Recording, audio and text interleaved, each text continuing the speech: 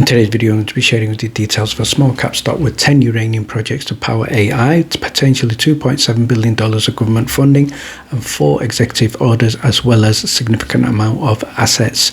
And for MMTLP, we're going to be looking at shares being sold for $50 per share. So details of that also shared later on. So before we get started, let's have a look at what's happening in the market. So first of all, we can see here from the Wall Street Journal, the stock market today, the Dow Jones is gaining as the new tariff deadline looms.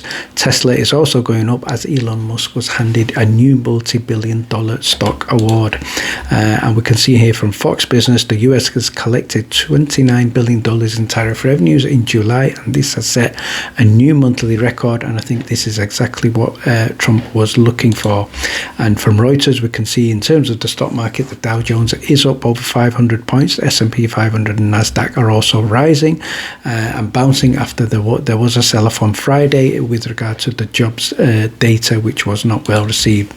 So we are now into a huge week of earnings. So Palantir earnings will be out any second now, as well as Hims and Hers, Melly and Axon. And later on, we will be focusing on particularly on SMCI, AMD, Uber, Shopify, App, and also many more. And quick shout out to the Discord, and what I'd like to do is give a shout out to the buy and sell alert section in the Discord, where I share details of one of my investments in Reddit, $104. Currently today it broke $200. I also sold Axon in $797, and I've also recently just acquired today a number of shares and also sold one of my swing trades. So if you would like to get details of that, the details are in the description below. Let's have a look at ticker symbol FMST, also known as Foremost Clean Energy, trading on the NASDAQ. And if we have a look at the chart today, we can see it's up an impressive 17.25% at $2.86, with a market cap just below 30 million. But I think what's quite interesting about this stock is the chart for the year today, up over 85.06%. But if you have a look at what happened in early May, it was trading just below the $1, and early June, it ran up very close to $6, in fact $5.73. It has come down, but I think right now, early August, it is showing some good momentum right now, and I think there are a number of catalysts we're going to look at, and also a number of important catalysts going forward, which I think it could potentially power this company back up to those highs. So for now, have a look at profile on the investor relations page. You can see here Foremost Clean Energy. It's a rapidly growing North American uranium exploration company holding an option to earn up to 70% interest in 10 underdeveloped properties from Denison Mines, which we know is a huge company, and the portfolio spans over 330,000 acres, and they also have a portfolio of lithium projects located across 50,000 plus acres in Canada. And what we can also see here on the investor relations page is diversity also increases the discovery odds, especially with regard to the 10 distinct properties across 330,000 plus acres. They also have multiple drill campaigns underway for 2025. In terms of Denison Mines, that is not only the largest shareholder, but they also provide them access with unparalleled technical and operational expertise, financial support, and also the CEO and president of Denison Mines is on the board. So in terms of fast track to production, this is also a significant catalyst. They have this partnership also provides direct access to Denison's proven ISR technology, as well as their operational expertise.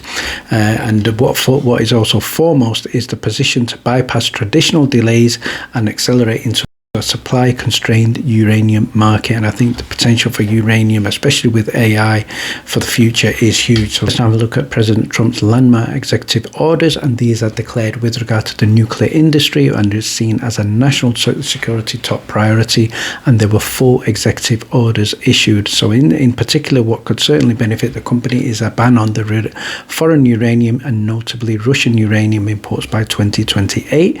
There is also obviously the fast-track reactor approvals, and we're looking at invoking the Defense Production Act to revive domestic uranium mining, and this is looking at also allocating $2.7 billion in direct funding for not only domestic but also allied uranium production. So the company will benefit from this, and we can now see that potentially the largest demand catalyst for the uranium sector in 50 years. Let's have a look at a deep dive on this from Insider Financial on Foremost Clean Energy, and we can see here they stated that the parabolic move that we saw early this year when it went below $1 to close to $6, that could certainly happen again. And this states here that there is a surge in artificial intelligence across the world, and this is transforming the demand for energy with data centers powering AI applications, and this requires massive round-the-clock electricity far exceeding what traditional grid solutions can sustainably provide. So I certainly think that is true across the world.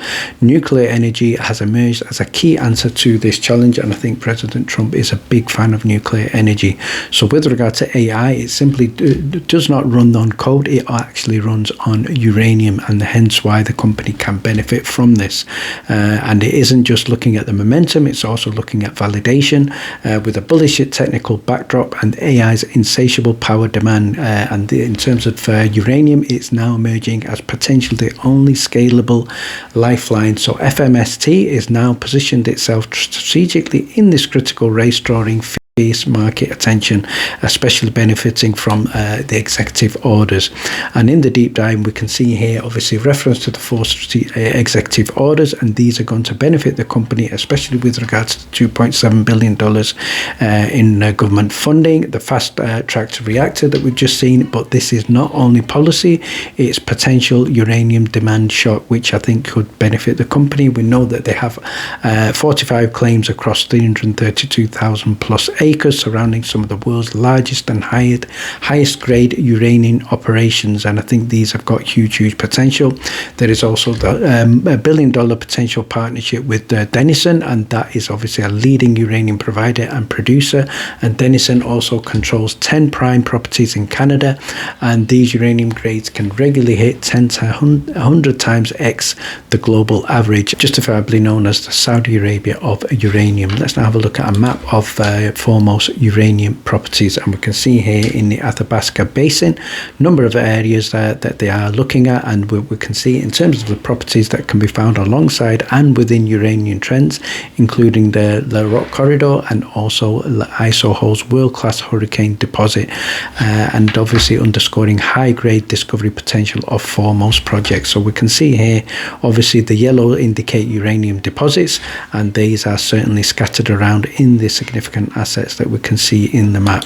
But let's have a look at a breakdown of the uranium properties. So first of all, the 10 uranium exploration projects, these span over 45 claims, and they are separated into 2 distinct zones, obviously in excess of 332,000 acres. So the eastern Athabasca uranium properties, these are comprised of 7 properties containing drill-ready targets. The blue sky uranium properties consist of 3 projects also. If we now look at the lithium lane projects, these are spanning 50,000 plus acres across Manitoba and also Quebec in Canada, and the lithium lane projects, as $14 million has been spent so far on extensive exploration, acquisition and drilling initiatives. So that certainly is positive. And if we have a look at 3 areas here, uranium environment, first of all, the rising clean energy demands are setting the foundation for long-term nuclear growth, and this is driven by the rising need for clean carbon energy. We also have the energy security heightened by geopolitical tensions worldwide. I think these certainly look set to continue, especially with Ukraine and Russia. The energy demands and supply disruptions are creating pressure on price. However, this certainly benefits the business because obviously it increases potential for profit and revenue as well. So the power data center growth is obviously given the need for the AI data center build-outs.